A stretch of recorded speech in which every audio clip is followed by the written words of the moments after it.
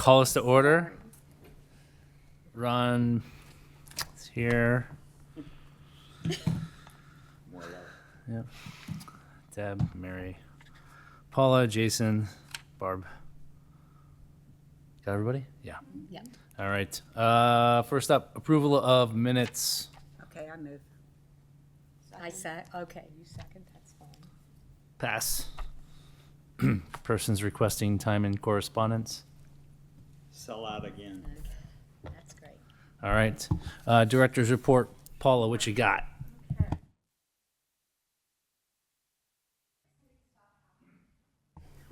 Got some exciting stuff happening. So in my report, kind of an update on the ball fields. I have some updated drone pictures that I'll share. Good. Let's see if I can get to them. Here we go. So turf is in the infields, which is exciting. Finishing that, and then they'll start creating the outfields and finish putting fencing in, still kind of on track to kind of finish up by the end of October. So you can kind of see in this picture, see where like the stone is laid? That's gonna be where the sidewalks all are and stuff, so you can start seeing them like take shape a little bit more. Great. Yeah, End of November? end of October. My husband told me that the turf fields look wonderful. They look really nice. Yeah. They do. Hey, Paula, Yes. I still have a concern. You said that they were going to be putting the fences up. You know, my concern is the problems that we've had there before with individuals turfing the field and being access to it. And I've gone up there, and it would be very easy to get on those turf fields. So once the fence up, the whole fields are inside fence. Okay. There's like equipment gates to get mowers in, but then the only other entrance is through like the dugout, which is only about like I think maybe 4 or 5 foot. Wide. Yeah, so car cannot get on it. Is the contractor responsible in the event? Do they carry insurance that would cover I an believe incident? so, because might the be job sti- site's their responsibility. Yeah. It might be something to at least look at, because I can see that being a very attractive thing to rip I up. believe fencing's going to be up here in the next like two weeks, so it's going to be very secure. Okay. Yeah. Great. So it will all be secured at the end of the project, anticipated like the end of October? Yes, all Okay. 3 of these fields are going to become fully enclosed in fence. Perfect. Mm-hmm. Yeah.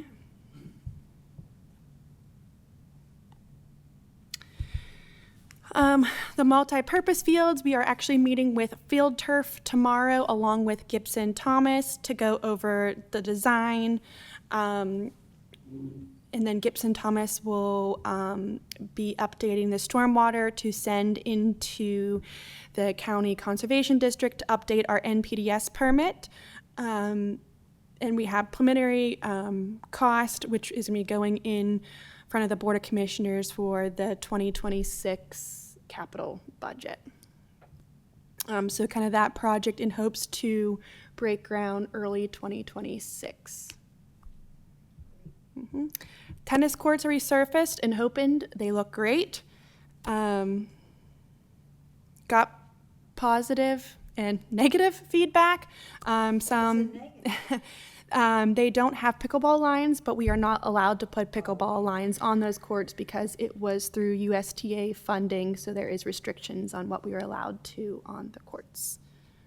I have a question on that as well. The courts look great, and quite an improvement over what they looked like before. The parking lot, I don't know what the plans are for it, but it's pretty bad shape. Yep, so an aerial view has been given to Gibson Thomas to figure out the square footage to include that in our overall 2026 township paving. Program. It would be cheaper per, I think it's square foot in with our bigger paving plan than just paving that little. So it is on our radar, hopefully to address next year. All right, great. Yep. Along with, I know you've told me before, and I know it's coming up, but can we definitively say when the basketball courts will, when the court will be resurfaced? That would be part of the paving plan. Okay, great.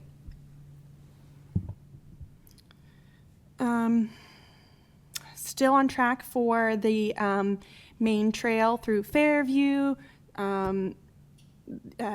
Gibson Thomas is working on all the specs for with PennDOT.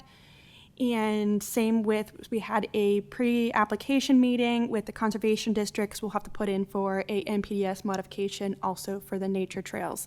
But those are all kind of on track to be geared up for a project next year, for construction next year. I also noticed that the bridge is in place, Mayview Road, and the road is open. Yeah, and that has nothing to do with our active transportation plan. That was a PennDOT project prior to anything. Yeah, so I know that kind of confused some people when that went out, thinking that hopefully that included pedestrian improvements, and it does not. Myself, members from the appointed Athletic Association board, and a Board of Commissioner member met to kind of go over the Athletic Association bylaws. They're going to be refining that, and that will hopefully be coming to you guys next month to take a review of it and then make recommendations to the Board of Commissioners. Wanted to have it to you this month, but they're still kind of working on things, so that is coming here shortly.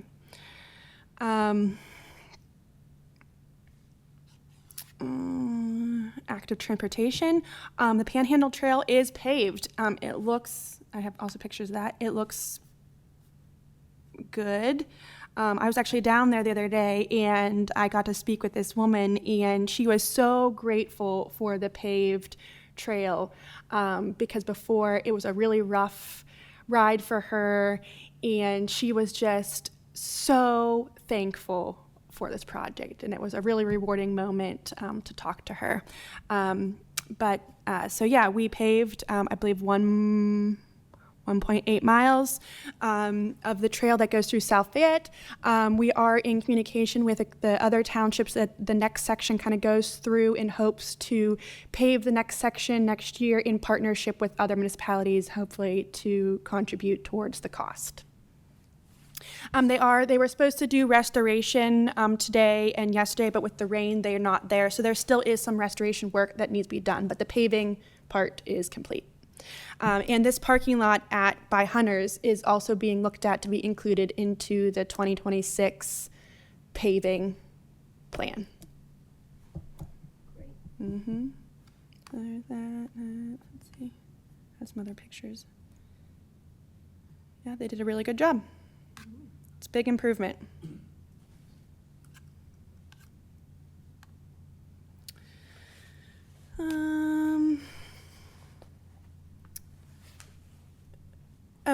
Kind of give you, I don't know if I brought this up a couple months ago, we did have our regional advisor from the PA Fish and Boat come down to Morgan Park to take a look at the location where we originally wanted to have like the fishing dock and kayak launch for the grant that we already got a couple years ago.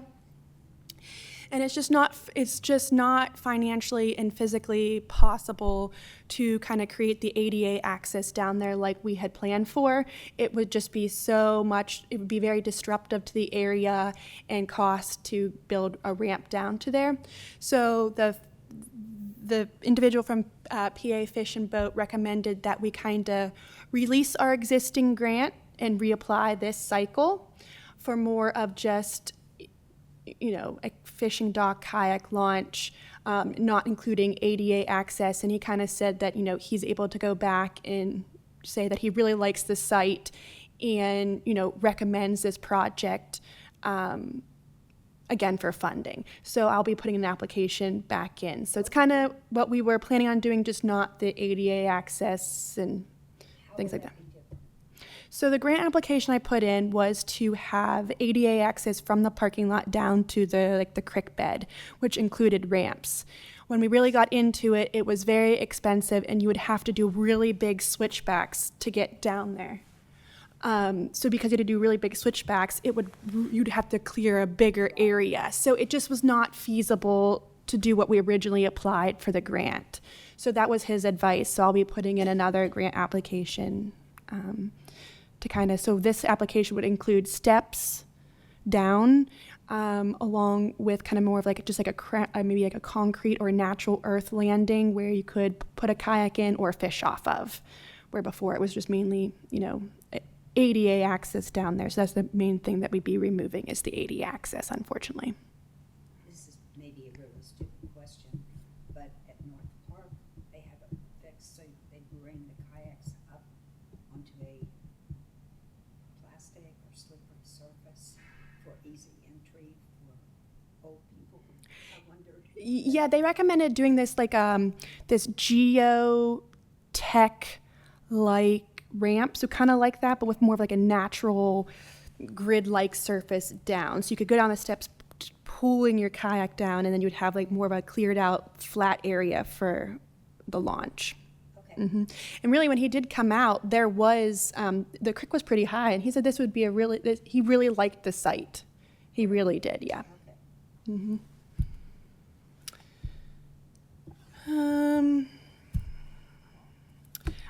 We launched a new program. Ian did a great job starting to work with Clear Corner Fitness. It's for strength, mobility, senior citizen fitness.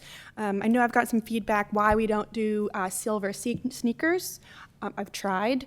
That is a difficult organization to deal with. And it seemed like they're not really open to any new locations.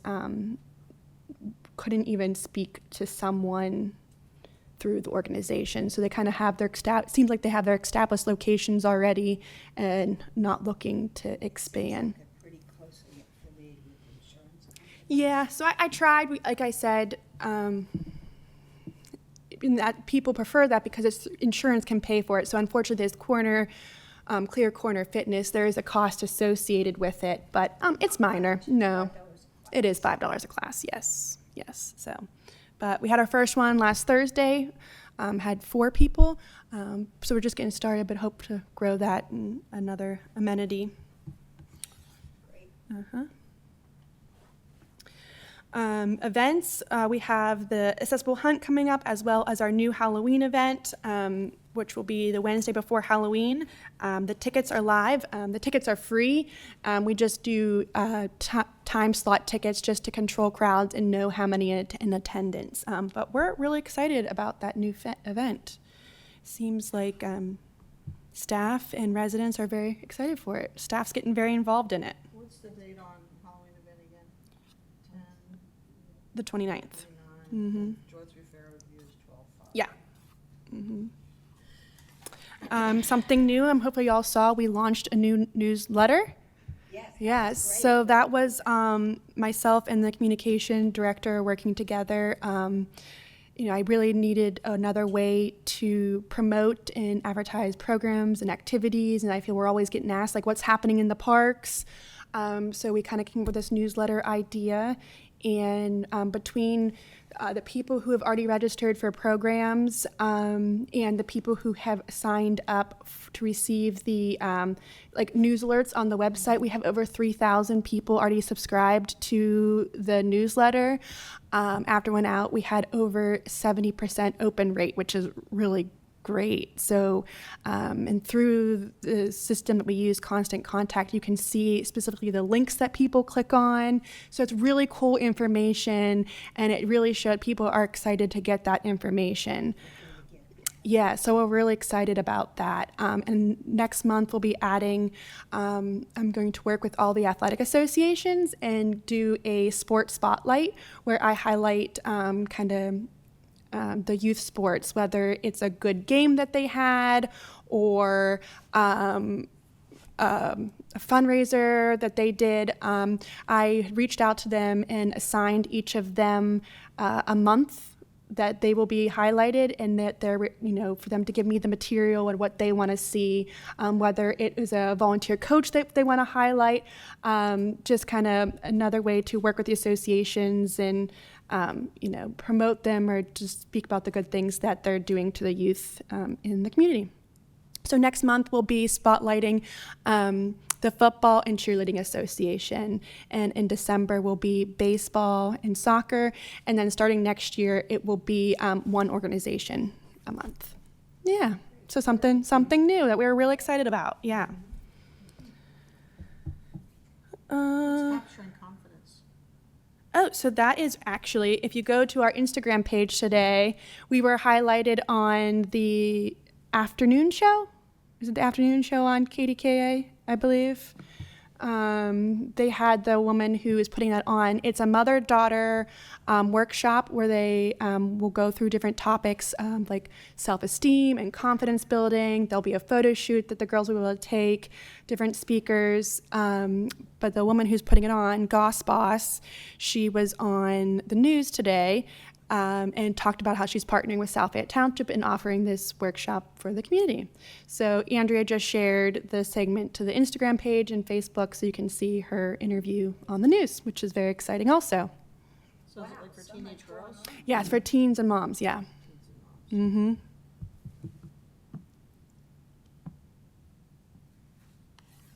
So here's the rec report. Hopefully, if you're not subscribed to it, let me know. I can send it, but this is just everything that was included in this month. Is that expensive to produce What? your magazine? No, I did it all in-house. I did it all, yes. Me and Andrea did all of it, yeah. You guys are good. Yeah. Thanks. Yeah. So like Ian, myself, and Andrea kind of create all the flyers, and then it's just very easy to import the flyers and kind of just put the information in. And now that I have kind of the template made, each month is just like plugging in. And a lot of the park stories was already in Andrea's newsletter, where you just kind of I linked to the SF Connect and the story that it was in there. So. Go back to the date thing, the date page. No, up, that's down. Oh, sorry. No, right there. Okay. This is next year. Oh, that's next year. This is all Okay. 2026. Yep. Okay. So this will be going in the magazine. I need to take a picture of that. In terms of communication, this may be inappropriate here, but. Can you? Sorry. In terms of communication, this may be inappropriate here, but I sent an email out because I wasn't positive that we had a meeting tonight. Yeah. Because sometimes it gets changed. I get a notice for the big commissioners and Yeah.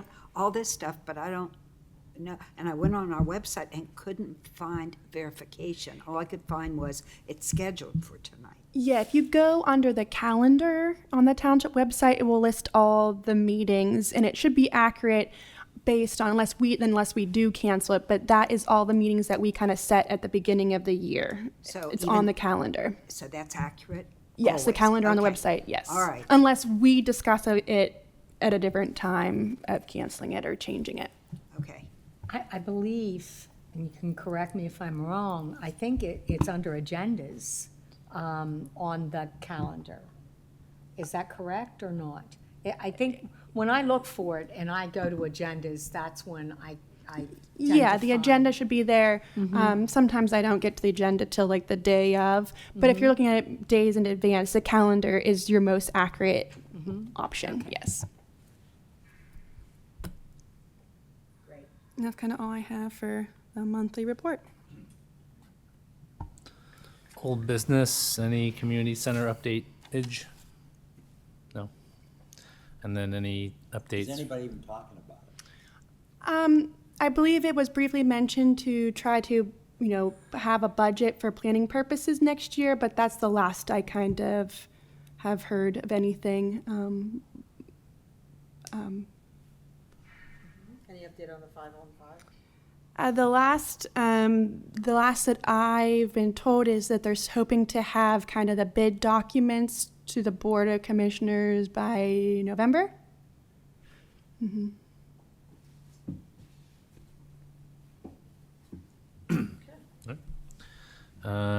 New business, anything proposed? Yeah, I just want to bring up and kind of have a discussion, or this can be open discussion, doesn't matter. But so Fairview Park is being used for public events outside of not township sanctioned events. And we do have a policy, there's extra fees attached if they're using the Rotary Pavilion and it's a public event, and things like that. But we are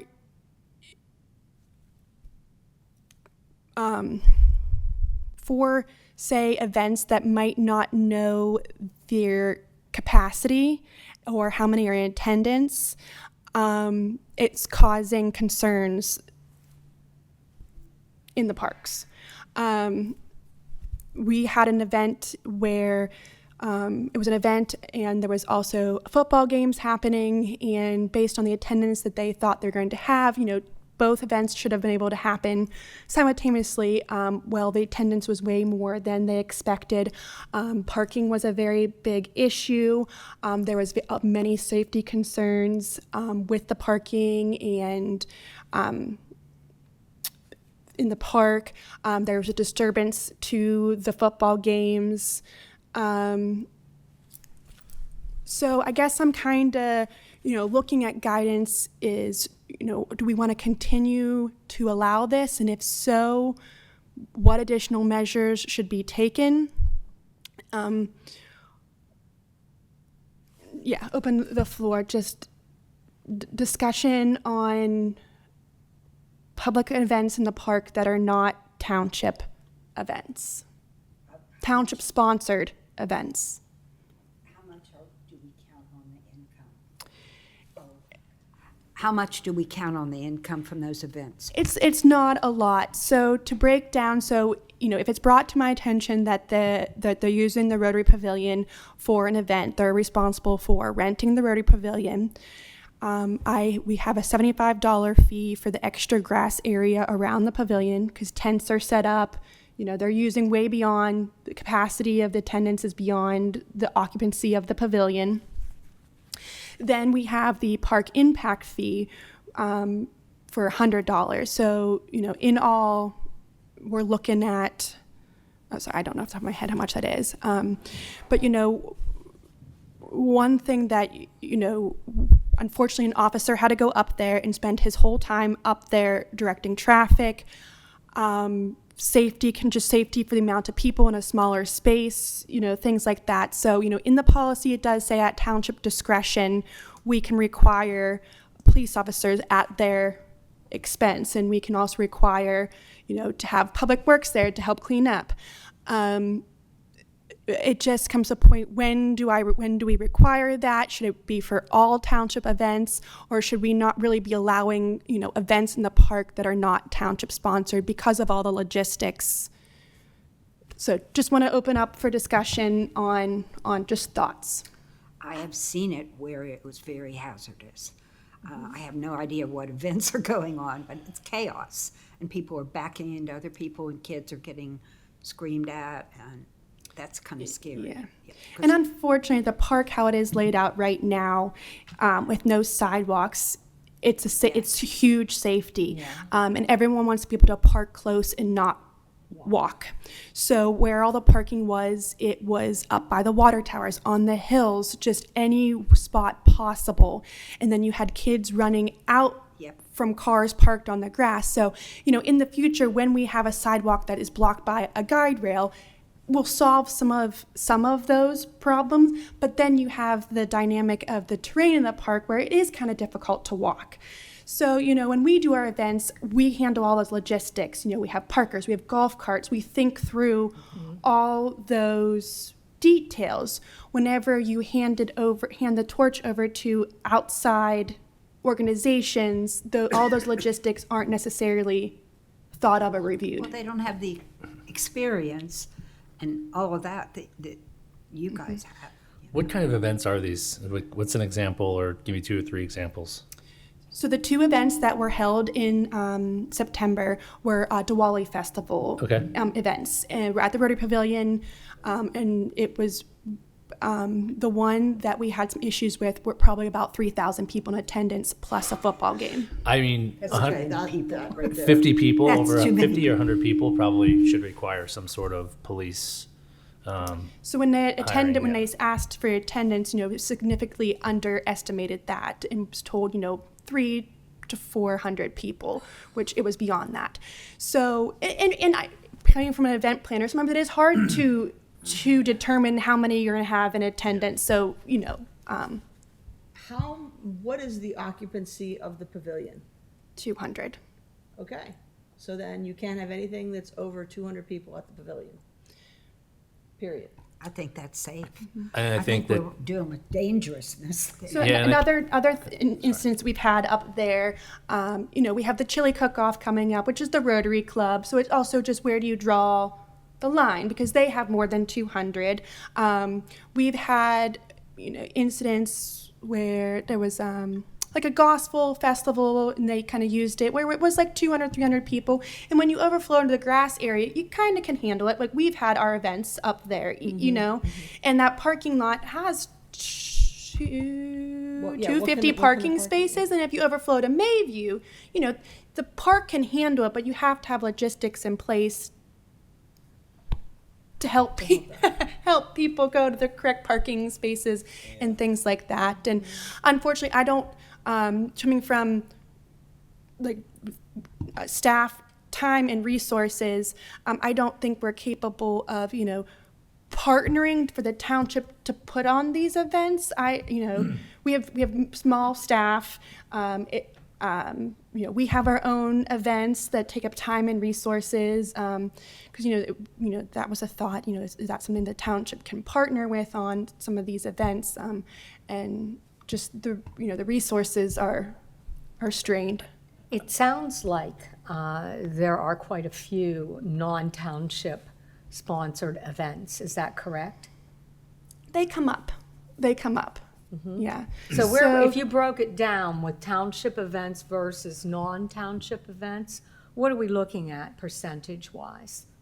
I mean, it's here and there. Now, these festivals that happen in September, they've been going on for a couple years now, but they have grown. The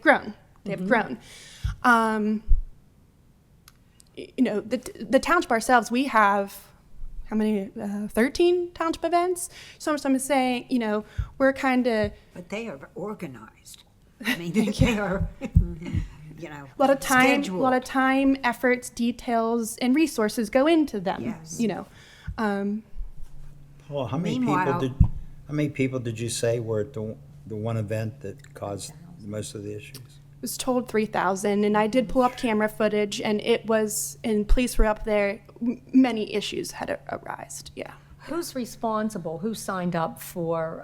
So they are individual. They're residents renting. So it's residents and of they our pay the park township. impact fee, and the policy, and it is to the point where like I said, do we just flat out, if public event, we require police officers there and they're responsible, and that's the bottom line? Do we? Cap attendance. Are these charged events? The one These with particular 3,000. These particular ones, I believe, are fundraisers, but not for township Right. organizations. But is there a fee charged to the participants?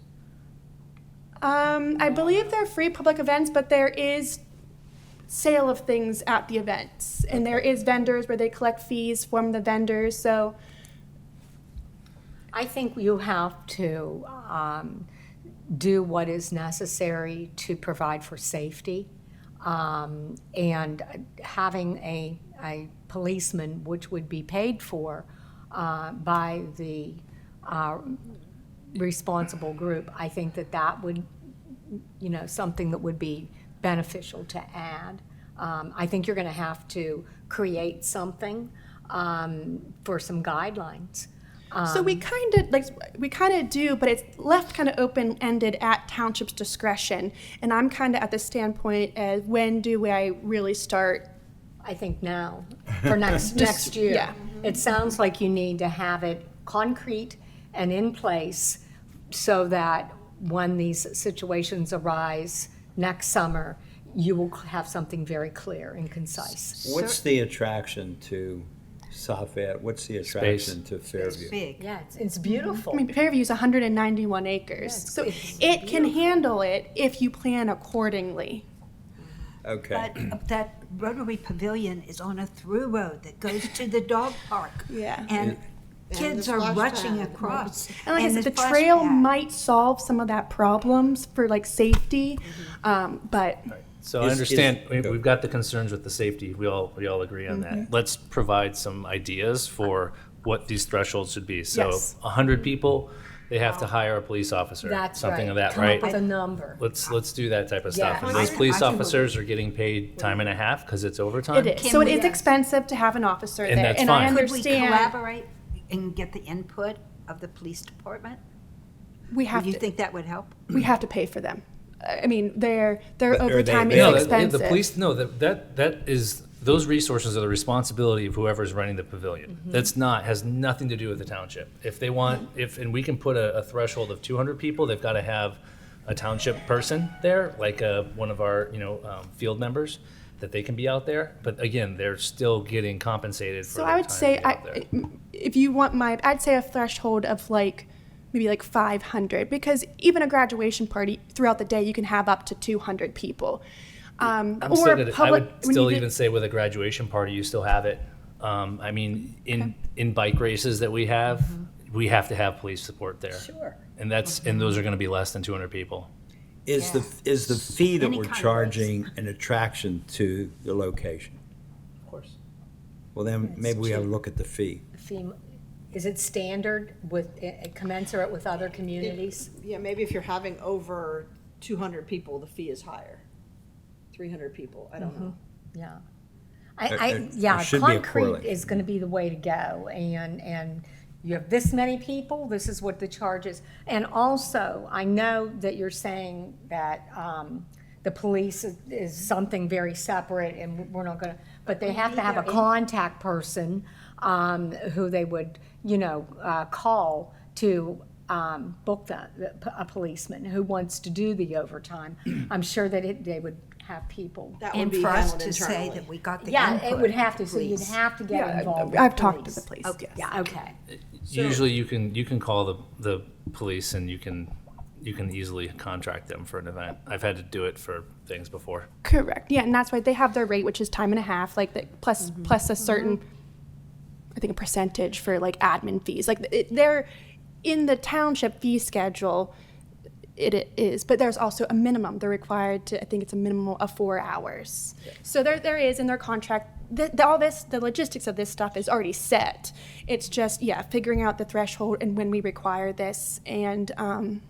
And honestly, I think that there'll be a filtering process that will result, because I don't think you're gonna have the 3,000, so to speak, at an event. If it's going to become a little expensive, some people may decide that they're gonna try to find another venue. It's pretty beautiful. Oh, yeah, it's gorgeous. Yep. Or is it when it's a public event, not a private party? When it's a public event over a certain amount, even though the policy says out township discretion, we just require it. No if and or buts. Right, can we say we'll cap attendance at 500, but it's a higher fee if it's over 200 people?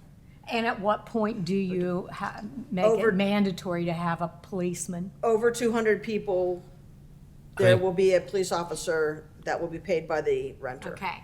I mean, I think you just keep adding on requirements. Every 200 people or so requires It's a an higher- additional Yes. police officer. After you get over the 500 person threshold, you have to have an ambulatory service on site.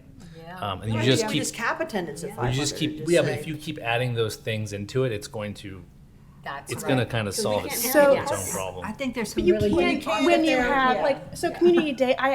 It was getting too much for me too. So community day, I hired a parking company to assist with it. So I agree with you. Don't cap it. We require these things because it can accommodate it if you have those things in place. Which if someone's really willing to do that, they're going to be willing to. They have to do these things. So why don't I kind of with some of those suggestions, I'll go back, because I would really like a policy on this. I don't want it to be kind of like, I agree. you know, Can't be vanilla. Policy. yeah, so I'll go back. Our facility rental policy is just a policy which we just updated for the Mayview Pavilion, anything. So I can go back, kind of put some of these suggestions in there and bring it to you guys next month. Would love your support on that. That would really help, because I am already getting inquiries for next year's events, which is why I wanted to bring it up. Is the Rotary Pavilion the biggest issue, problem? Yes, because it's the space that can Handle, yeah, yeah. can handle it. Yeah, A related question? sure. It's just about events up there. I hadn't been there for a while because our dog is handicapped. She's with a brace. But I went to the Bark Park, and there was a school event going on, a cross-country race. Correct. I did not know that. And there were kids running everywhere. We did post to Facebook to give a warning on it. So I didn't see Facebook. we did. I think we And so need that's to partnership with post. the school, and so that's another event that's not township sponsored, but it is in partnership with the school, and we let them use Fairview Park. But It's during the week, right? it is during not busy hours, and I work with them. An officer doesn't stay up there, does drive-bys, but I work He with them. was not a good officer. I'm sorry. No, but I think that's what And we I direct all- where the buses to It was park. scary. So I've been up there when one of the cross-country events was going on. It was very orderly. They had their path where they were running up the hill right by the graveyard. And I don't know, I think that's what we envisioned the park to be used for. Watching those kids do something like that, because I didn't know that cross-country events occurred there. It was just like new. This is the second year. Okay. It's a partnership. So it's a great feeling that's what we work towards with this park, to make it as user-friendly as possible. And I think that's what we want to promote. And the school district is another entity, a governmental entity in our township. So preference, I think, goes to people who live in the township, people, you know, like the school district events or whatever. I have a concern when 3,000 people are arriving, many of whom are not township residents. That we don't know. I That- don't yeah. know that information. Yes. So I think, our steps with putting more thresholds and Yes. guidelines for Yes. attendance is a good start, and kind of be firm with what we require. And also follow through in the beginning with the first few, so that they know that you're very serious about it. Yeah, and that's a religious event, so you're going to have people of all ages. So again, that's why I think you start putting those thresholds in there, so that even like ambulatory is required. Yes. It's a I mean, we have it safety at our issue. events, so we should require it. Yeah, just for safety, absolutely. And that's an excellent And even in idea. today's world, you never know what's going to happen. That's right. So Yeah. And the fees. And I think you could probably get some input from the police then. And I've been in what set of discussion with thresholds, them. right? Yeah. So because Yeah. at a certain point, they're going to want to maybe have the bike crew out Correct. there and stuff like that. correct. And with the cross-country thing, if they could have a policeman or somebody up at the front, because there were people coming in with dogs, like me, who were clueless, and a kid darted in front of me, and I hadn't looked at Facebook, and I was just a clueless old lady. Barb's absolutely right. That was the one thing that I thought of, because a car did go through, and there were a couple of high school students who were not happy and who voiced their opinions at this person who was just trying to come in and Yeah. use the park. Maybe it's across. So this year they only had about 2 meets. Maybe we also require at Signage. least, and I think for in that instance we could have require an on-duty officer, and if he has to leave, he has to leave, because then you're not getting into the overtime. But School can I afford- think and the school requires, whenever youth organizations use the stadium, that they have to have a security guard there. So it should be a safe. So is that what you want me to Yeah. require an officer for cross country? And signage. Just ask for some signage. Definitely, Sounds or good. even if you have to close the park for a little while. Yeah. Now that I it's a would throughway rather- road, absolutely. It's, understand. I can do that. Do we need to have that and entitle it something like a school-sponsored event? Exactly. I Cross-country mean, we want is the one kids to be example. safe. Will other activities from the school district eventually emerge, or do you foresee just cross-country? I don't know. Yeah. I have worked with the school on using some other facilities in the park, mainly for practice. They've used Fairview B, but I imagine possibly with some of our turfing fields there might be more interest Yeah. to use it. So I don't know. Well, Yeah. Is the working relationship with the school, has it improved? So, like I said, we're working on, cross country is a new one that they practice up there. So I think, it's only their second year.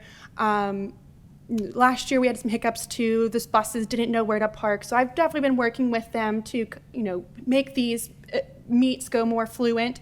And I think, I think they'd understand if we want to require to have an officer and signage there. I think they'd be respective, to those decisions. I'm more interested in their being willing to work with us when we have a need. I don't think I can speak on that. That would be, I don't know. That's why, you're starting to sound like a politician. You didn't really answer my question. My question was, is the working relationship with the school, has it improved? I believe so. This was our second year that we had I Can Shine bike camp up there. Another good success, and I think we already have a date locked in for next year. So that's a great program to partner on. Yeah, and you remember how easy that was to accomplish. Working on it. All right. Move to adjourn? Since- I'll move. Or do we have any open? No, I have okay. any Okay. 6:43.